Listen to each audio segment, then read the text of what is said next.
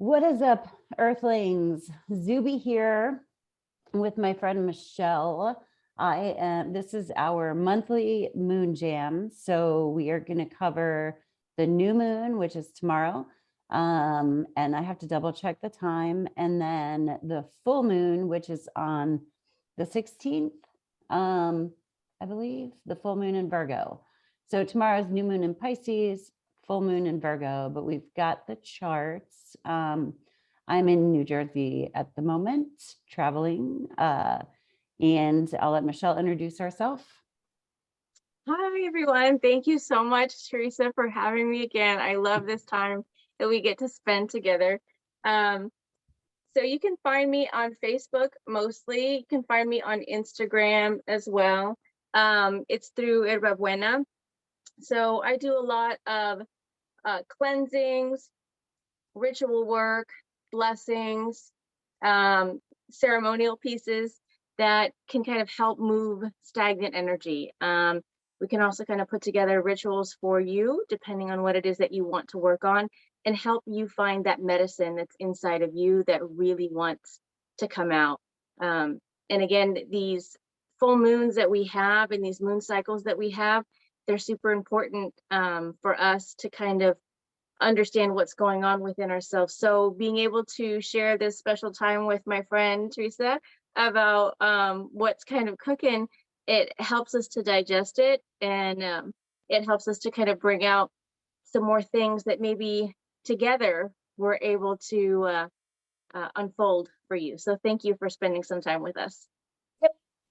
Okay, so I'm going to share the screen of the, here we go.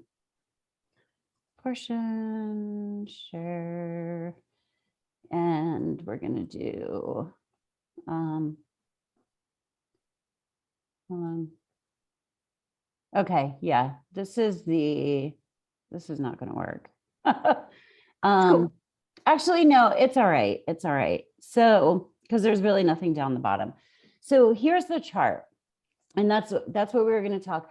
I'm going to sort of go over the chart here so you guys can hear Michelle and I. We're going to cover like the astrology piece of it. And then Michelle is really good with the rituals around the new moon and together, like where, you know, she does the herbs and all. But, you know, there's one red line in here, right? And what this is, the Earth is at the center of the chart for the event of the new moon. And then there are 12 houses, and then all of these are where the planets are, right? So each of the planets is a little symbol. And then you have the zodiac going around the outside of that. But a red line is called a square. So that's a 90-degree angle. That's difficult energy.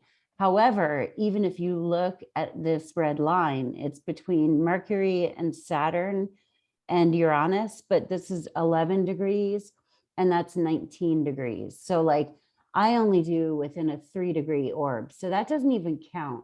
Yeah.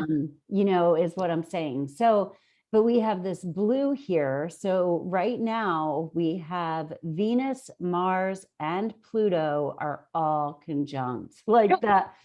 They are all conjunct, which means that they're together, like that, you know, and then they are making a trine, which is 120 degrees, and a sextile, which is 60 degrees to the south node of the moon and the north node of the moon.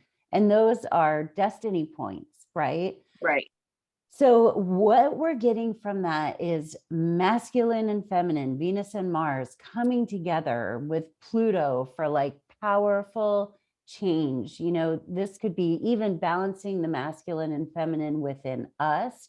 You know, Pluto gets rid of or wants to dissolve limiting beliefs, how we let ourselves be controlled and manipulated by other people, and also where we might be controlling and manipulating other people, even if we're not aware. So that's what, and Pluto makes things erupt, like blow up. I mean, it's volcanic, you know, that kind of volcanic energy, but it's in good aspect, right? So it is in good aspect to our destiny point, which is in Taurus, which is building. Taurus is earth. It's, so it's what we are building on earth. This is like our house, just our life, our 3D life. And then the South Node is in Scorpio, and that is letting things letting things rot away, letting things go that need to be let go of so that we can move forward towards what we're building. And with, so this right here, just this sextile, and yeah, that's amazing. Saturn is, and we're not even talking about the sun and the moon yet. Like that's just going on right now. The Saturn is conjunct Mercury. So we might want, Mercury is our communication. Saturn is like restriction, authority. We may feel it, and that's both inner and outer. Okay. So we might feel like other people are restricting us, but we may also be kind of withholding our words and our thoughts at this time, because then we're going to get to the sun and the moon. How I see this with the sun and the moon in Pisces, we're really getting into our spirituality. Pisces is the last sign of the zodiac. It represents endings, because you like it's before you like graduate from the zodiac and go on to another dimension, right? So here we have the sun and the moon in this really spiritual place, and Saturn, we might feel like we don't want to say anything, but it could also be like, I don't even want to say anything because there's something going on here that's really deep and watery, and I can't quite get it out, And then it's just impactful that Jupiter is 2 degrees away from this new moon, and Jupiter expands things. It's about knowledge, it's learning. So anyway, and then Neptune is in here. So Pisces is really busy right now. So, but that's what I got. And they are making a good aspect to Uranus. Everybody is getting along here, like all these blue lines. All of the planets are working together to start us over, right? Right. This is one of those new moons where when they're really friendly like this, new moons, first of all, I feel like are easy to miss energetically, because we don't see the big reminder of the moon in the sky.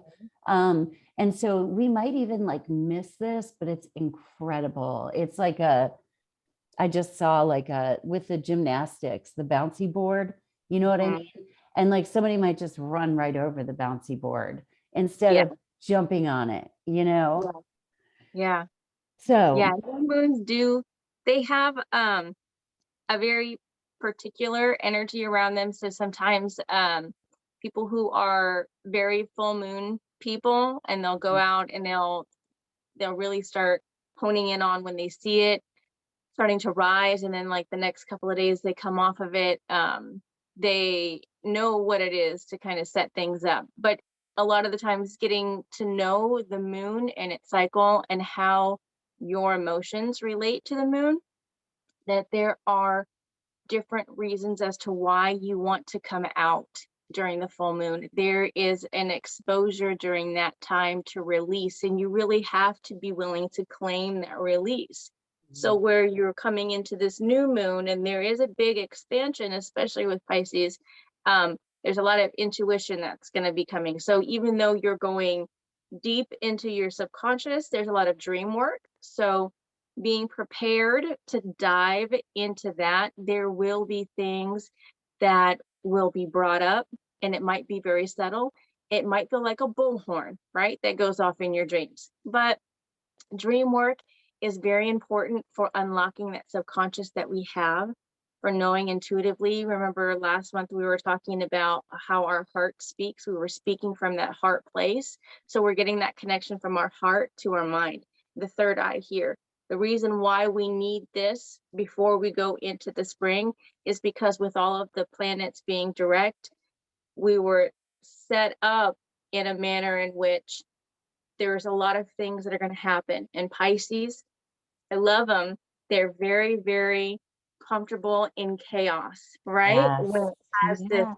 death, this turmoil. And the reason that they're comfortable is because they know that rebirth is going to happen. It's Mhm. cyclical. If you look at the sign itself, it's completely all-encompassing movement. And that's how we have to kind of see this full moon. I mean, the new moon that's coming in. Do it tomorrow, do it the next day, if you will, but practice with things like words. What is it that is coming to you? Write it down. And it might be that you have to yell it out in the bathroom, right? Maybe you're taking a shower and that's when the stuff kind of comes to you. You're feeling all, juicy with all the stuff. Yell it out, whatever comes to you, but you need to get that communication piece out because you're going to Mhm. start sourcing additional information. And those are important things to listen to feel. You're going to carry it with you. Um, and things like having stones that are close to you, um, light a candle, watch it for 20 minutes, light some incense. If you're not that kind of person, maybe it's even going out in the morning and watching the sunrise, right? Feel what's coming into you because there's an important piece of you that is needing to kind of be taken care of in the new moon. The intentions are what you're setting, that Mhm. space, that time, that energy, to be intuitive with yourself, to be knowing and to be mindful, um, because there is a lot of chaos, but sometimes in chaos is not lending yourself to it, but knowing that there's creation inside of it. And Right. finding that pinpoint with the new moon is where you find that calm so you can set those intentions to do more of that magic Yep. with that chaos. And Um, go ahead. yes, well, I was going to say, and Saturn on Mercury, like we can be really discerning with our own thoughts, like self-inquiry. You know what I mean? Like asking ourselves questions and writing down, like you were saying, with words. Um, Sometimes Pisces, like Piscean writing is like poetry, right? It's fluid. It doesn't always make sense, you know? And I actually dumped a, he was a Pisces too. I dumped a guy in high school because he wrote me a poem. It was so bad. But anyway, and I just couldn't. I'm like, oh, English is my Yeah. favorite subject. I just can't with you. Anyway, um, but you know, like Saturn being on Mercury is kind of helpful, right?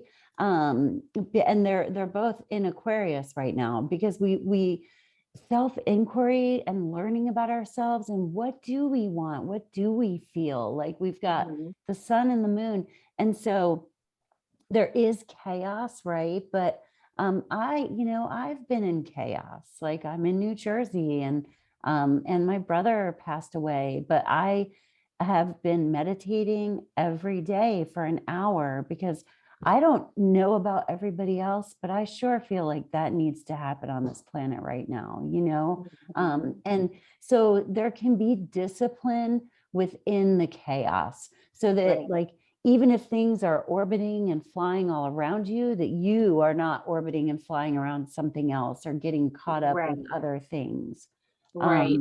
so that you're centered. Right. Because when you're doing a lot of this work right now, you can start picking up nuances from other individuals, other places, old stagnant energy. So just kind of general housekeeping. Um, if you're going to be working or you're going to be journaling, it's a very good opportunity for you to, let's say, like you're going to take your incense and you're just going to kind of cleanse yourself, okay, before you get into it, because you're opening kind of like a gateway at that point to start letting some stuff come in. And the same thing when you're done, you're going to set that intention, okay, I'm going to kind of block it all off because you keep it open and you go into a grocery store and bam, you got all this stuff kind of coming at you. Um, but there are specific leaps that need to be made right now. There are specific times when we have to know what it is to be disciplined in the information that we're receiving, so that we are not acting as stray puncture wounds, if that makes any sense, right? We're not throwing back our claws at someone just because we're not understanding where they're coming from, or we are taking what they're saying as critical of who we are or our existence. We are rebuilding right now. This is an important time of rebuild. And so with that, there are some structures that are not going to stay. There are some foundation pieces that need to be rebuilt or just demolished altogether. So it is a very vulnerable time, but it's a time in which we can find and develop great growth. And that discipline that you're talking about when you're meditating is beautiful, because not a lot of people do that.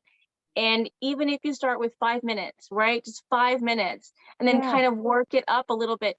5 minutes can be the difference between exploding and just being like, huh, it kind of sucked, but okay. All right, we're just going to kind of roll with it. It doesn't mean that you are not understanding what's going on around you. It means that you're allowing yourself that time for pause, rather than thinking everything needs to have an immediate reaction to it. Exactly. So I'm in awe of you with your hour, girl, because that's dope. Well, it was something I started doing a couple weeks ago. Was I want to do 100 days of an hour meditation, and that's a long time. I mean, an hour is a really long time. I wouldn't recommend it to start out, like you said, 5 minutes, even like 3 minutes, whatever you think that you can do. And then I also wanted to say, like, when I meditate for an hour, 20 minutes of it is things popping up like I really should be emailing this person. That's okay. You know what I mean? Sure. I could jump up and say, forget it, this isn't working. No, it's working. My body is, my ego, my busy monkey mind is trying to get me to get out of that, sitting. And so don't be critical of that time. The discipline is the doing of it. You know what I mean? And sometimes then there's a really good meditation, or you hit a minute or a couple minutes, in the beginning, where you're like, I felt that space, like I felt that sense of peace come in, and that quiet. Yeah. I love the fact that you're talking about that, because like you're making ceremony out of every day. Yeah. So that makes, when you do additional ceremony on top of that, you make it that much more powerful, that much more impactful. But in understanding that you need that space and you need that time to collect, you give yourself, your being, that reverence that it really needs. I'm so proud of you. That's awesome. It's incredible. And there was one day I didn't, and when I don't, I'm a mess. I'm a mess. But anyway, so I have a question for you. yes. Okay, so I was reading this. I'm gonna get to some of the stones and the herbs, but I have a question. Before right before the full moon, like a couple days before the full moon, I don't know if I'm saying this right. It says Pallas or something. Pallas Athena. Yes, Pallas Athena, thank you. And it's conjunct to Chiron. So when I was looking at it and trying to do a little bit more discerning with it, I was talking about making decisions about relationships, but with Chiron, we're also talking about like how or why we're wounded and how we need to heal. So I think that's super important as this ending time, I guess, when we're talking about relationships, and we're talking about how maybe we were wounded in relationships, or how we need to heal, can help us understand how we are able to move forward and make healthy changes, and how we show up in new relationships, or even show up newly in our existing relationships right before the full moon. We do a lot of releasing. So I mean, for me, it's about taking a list and writing down all of those kind of roles that we have in relationships and kind of like dumping them into the fire, the things that we need to let go on. But I wanted to get your take on that, especially I think it's super powerful right before that full moon that it comes up and Yeah. it's like, here, this is what we're going to work on right now. So I'm going to make Right. it evident. At this Um, moment. Well, so Pallas Athena is based on Athena, right? So the right. asteroids, I'm not as good at, but I do happen to know about her, like enough to make like an interpretation. But so Athena is the warrior goddess, right? She also represents like the more masculine of the feminine. And so she is about using the logical Okay. mind and being the feminine warrior, where you're smart about war and you don't just like lash out, but you're deliberate. And anyway, and then meeting up with Chiron. So, wow, I didn't realize that because I don't always follow the asteroids, but Chiron. So Chiron is the centaur. Do you know the story? Mhm. Okay. Yeah, So yeah. yeah, he's the centaur, and he, he was a great healer, but then he was injured accidentally by one of the gods, right? I can't remember which one. Mhm. And he could never heal himself. So he begged.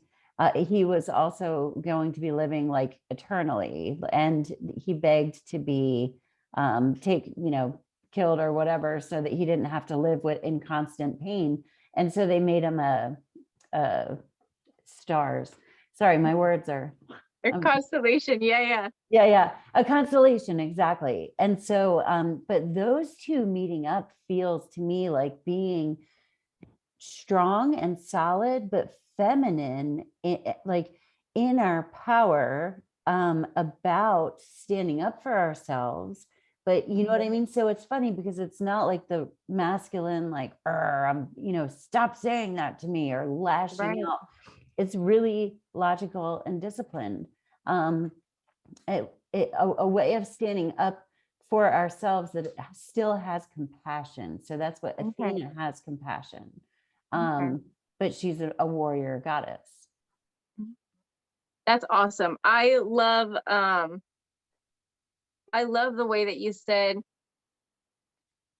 that she's smart about it. Like she's really kind of, I'm gonna think it through kind of girl, right? Or I'm gonna strategize, right? Mhm, Because if we're getting into the depths of our, not emotions, but our intuitive side, mhm, if we're really going to be going the distance in understanding what spirit we have about us and how we connect that with the exterior world that we interact with every day, we have to make sure and be mindful that we have certain strategies, mhm, certain tactics, certain disciplines, mhm. so that way we're able to really identify what's kind of coming through, because it could be that all of a sudden we're really sad that one day and we have no idea why we're really sad, but then when we think about it a little bit more, we're like, oh, I'm really tired, I didn't take time to, you know eat when I should have eaten, or relax when I should have relaxed, or I snapped a little bit harder than I should have snapped. Right. um what is it that I can do? Or making sure that we're not going to bed thinking, man, I was just crap today, I was absolute crap. So like removing that limiting or that self-critical, really kind of self-analyzing talk that we have in our relationship with ourselves. um I say having compassion as a mom, that we're not always going to get it done in a day, right? It's just not happening. It's not going to happen. But we make sure that we get as much that it needs to get done that is immediate, right? We really try to key in on what is needs based. And Yep. this kind of stuff is very much needs based, because Yeah. we're moving from our heart and we're expanding, and our bodies crave time to take in anything that expands, right? When your belly gets bigger, or Mhm. when you've got growing pains when you're a kiddo, right? Those bones need time just as we need time. Um, the things or the herbs that I would talk about, because we're talking about dream work, that's Yeah. what I'm kind of really at this point, Pisces means to me is you can see chaos all around you when you dream, is when you really start doing that work. Yeah. Okay. So I don't know if anybody has had the opportunity to make a dream satchel. I make them as well. You can, link up with that kind of information a little bit later. But a dream satchel is basically something that you take with you when you're dreaming to kind of help navigate and organize situations or thoughts, things that kind of come up during that dream time that intuitively you might push aside during the daytime. Um, so those herbs that you're going to be looking for, you can drink some chamomile tea, okay? Because your body and your mind needs to stop spinning on that wheel a little bit before we kind of get into bed, right? Um, Rosemary, that's a very, very, very good one to kind of keep with you in your satchel. It cleans a lot of things too. So if you just take rosemary, raw rosemary, and boil it a little bit, put it in some water, it's a great cleaner for like floors and doors. And that's kind of the witchy tip there of that moon cycle for Pisces. Nice. Okay. Pisces, its flower is the water lily, but we don't have a whole lot of them around here right now. It's kind of cold. We're going to deal with that. Right. Um, it opens up memories too, rosemary, and that's super important for remembrance to find that spirit Okay. within us. Okay. Yeah.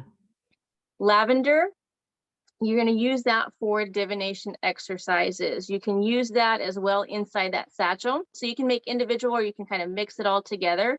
Um, mint, peppermint specifically, you're going to use that for enhancing your psychic dream work. Okay. So if you crush up mint leaves and you smell it, it gives you, it's super aromatic, right? It just kind of hits you and it just all up and through here. It makes sure it kind of goes straight through you. That is a very, very, very important and a very sacred herb when you're using during dream work time.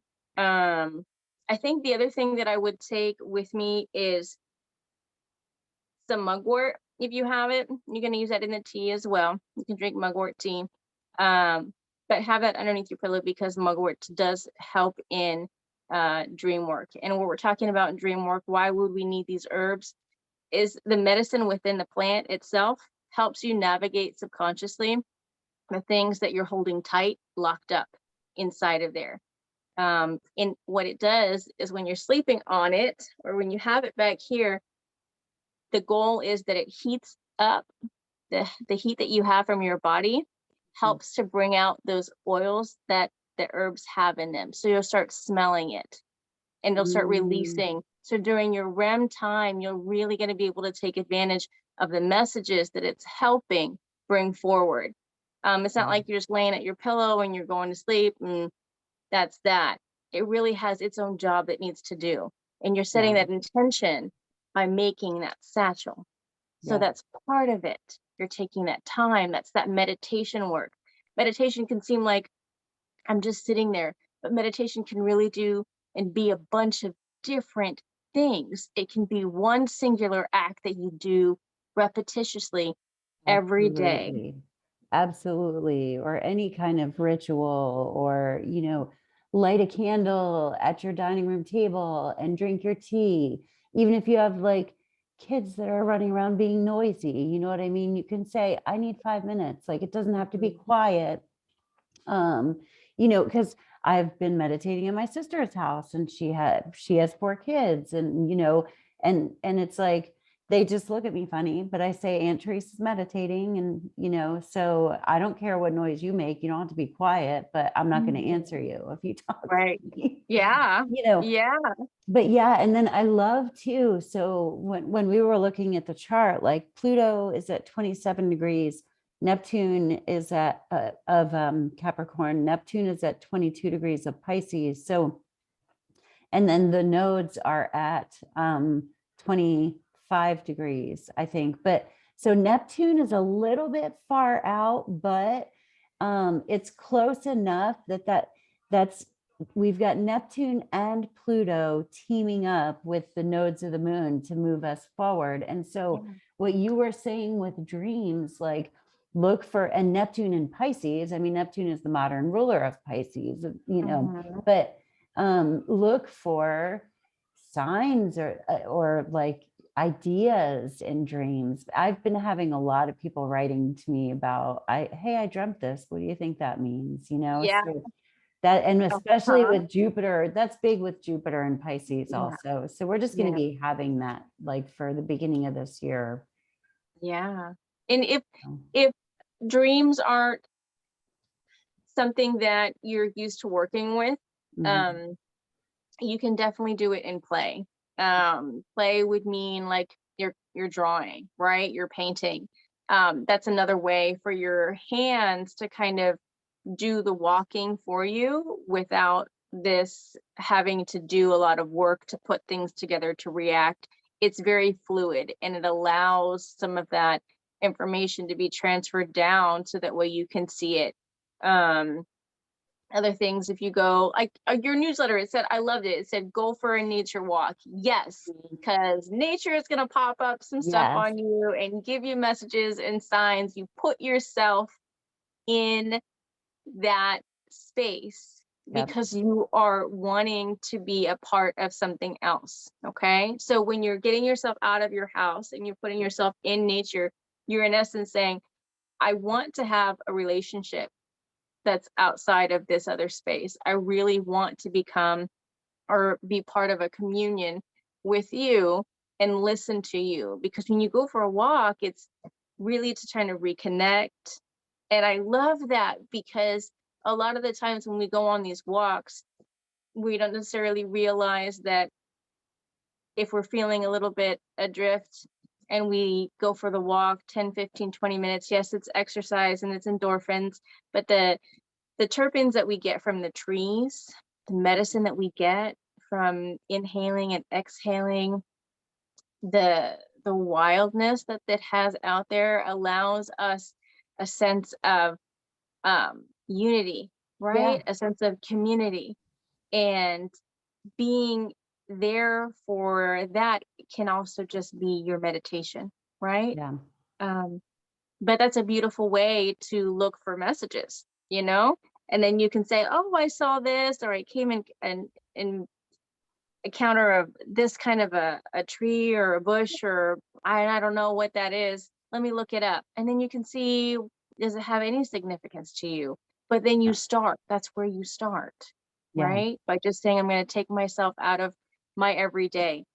Some stones for the Pisces. So you always have your aquamarines, right? That's like your seawater, right? That's going to the depths of things. You have your amethyst, your best bud, right? You're always going to love that. You're going to have your bloodstone and your black jaspers. And I definitely recommend for any Pisces, especially if we're going to intuition and divination, those types of things, you have your black tourmaline for protection.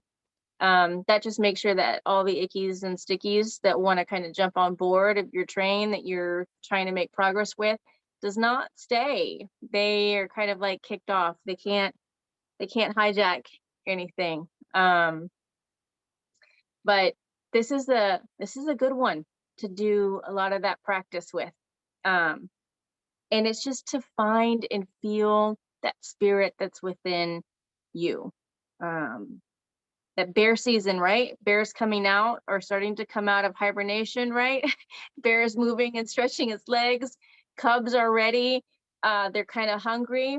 But this is where we have to get back into relation and right relation with things, with people, with ourselves, right? It really starts with ourselves first.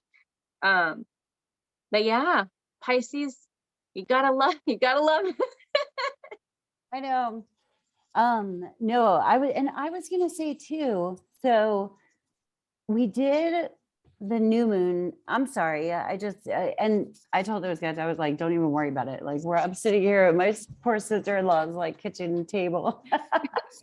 She just got home dropping my niece off from dance. But so we did the new moon in Pisces, and I'm almost kind of like, do you want to do the full moon like in a couple weeks and just do one Sure. at a time? Is that? Yeah. Yeah, that's totally cool. Because 'Cause there's some work, girl, that I we're gonna know. be doing in it. Yeah, that sounds awesome. I would love that. Okay, okay. Just because the new moon in Pisces I had looked into, but I hadn't looked into the full moon in Virgo yet, and I could wing it, but it's like a big one. So It is. I would rather look at it like a little bit more intensely before we Yeah. do that. Yeah, I'd love that. Yeah. And that way, sometimes these are long, and I think if they're shorter, Yeah. people might watch the whole thing. I mean, I love talking with you for like hours and hours, but I'm just like, yeah, that's 45 minutes. No. I know, I know. No, that just kind of came to me, but I love it. I think we did really good for this one. And thank you, because I know I've been kind of like traveling and we're doing this last minute. So I'm going to post it tonight. Yeah, for sure. I Yeah. love you so much. I think I it's love you great. too. I know. I love you too. All right. Well, thank you, everybody. And thank you. yeah, and peace. Check you Happy later. new moon in Pisces. Yeah. Okay. All right. Bye. You want to say bye, Brandon? Want to say bye? I love you. All right. Love you too. Bye. Bye.